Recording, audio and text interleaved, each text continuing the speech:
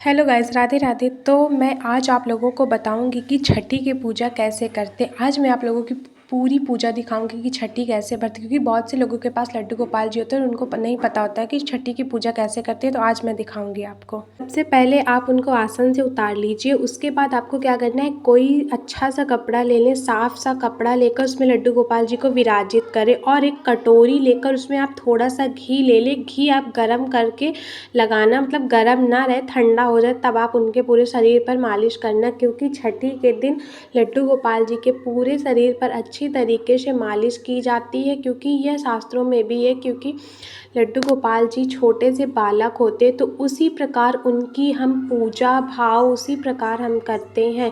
हम सिर्फ उन्हें बच्चा समझकर ही नहीं पूज सकते, क्योंकि वो भगवान भी है। तो हमें अपना दोनों भाव एक साथ रखकर उनकी पूजा करनी होती है। तो इसीलिए पहले आप लड्डू गोपाल जी की अच्छे से मालिश कर लीजिए। उसके बाद आप एक बड़ा सा पात्र लीजिए।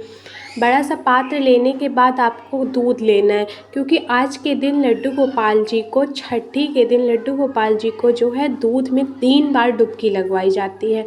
तो आप मिनिमम दूध ले लें, उस पर आप लड्डू गोपाल जी को आराम से 3 बार डुबकी लगवाएं। और आप ऐसे डुबकी लगवाना कि उनके सर के पास आपकी 2 उंगलियां ज़रूर होनी चाहिए। तो आप उनको अच्छी तरह से डुबकी लगवाएं। आप दूध इतना ले लेना कि आपके लड्डू गोपाल जी आसानी से डुबकी लगा सके उस पर। उसके बाद आप उस दूध को कहीं पर भी यूज कर सकते, खाने पीने के लिए। फिर आपको एक पात्र और तैयार करना है, जिस पे आप लड्डू गोपाल जी को स्नान कराएंगे। तो आप उस पात्र पर लड्डू गोपाल जी को विराजित कर लीजिए। फिर उसके बाद उन्हें स्नान करवाइए, क्योंकि आपने अभी अभी दूध से डुबकी लगवाई है। तो आप लड्डू गोपाल जी को जल से स्नान कराना होता है।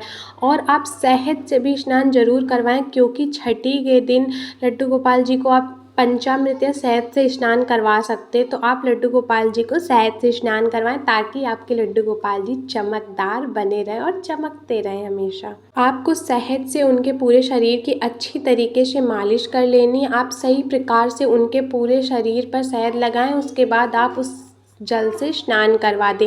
लड्डू गोपाल जी को हम लोग जो शहद लगाते, अगर आप चाहो तो आप पंचामृत या अभ्यंग पाउडर से भी स्नान करवा सकते हैं।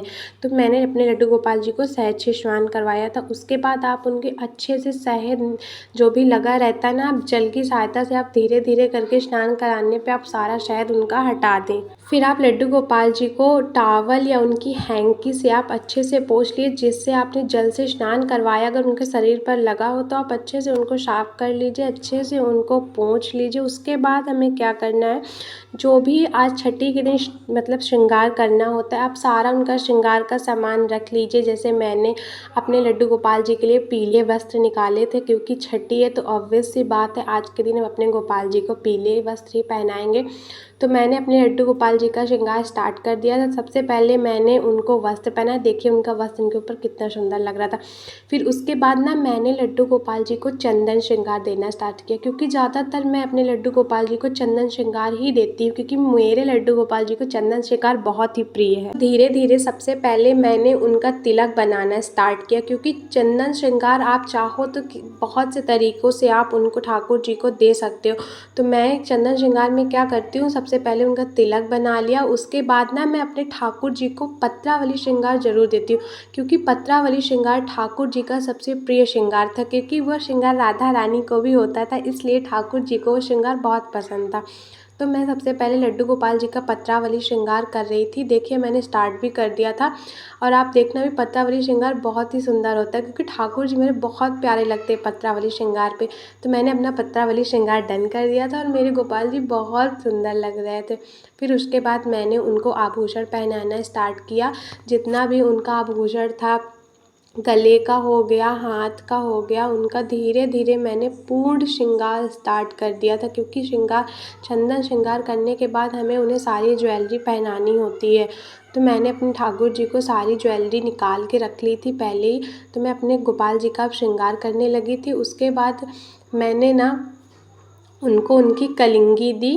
तो इसी तरह ठाकुर जी का सारा श्रृंगार भी धीरे धीरे मैं कर रही थी, और उनका सारा श्रृंगार डन भी हो गया था। और मेरे ठाकुर जी ना बहुत प्यारे लग रहे थे। पीले वस्त्र पर तो कान्हा बहुत ही सुंदर लगते हैं।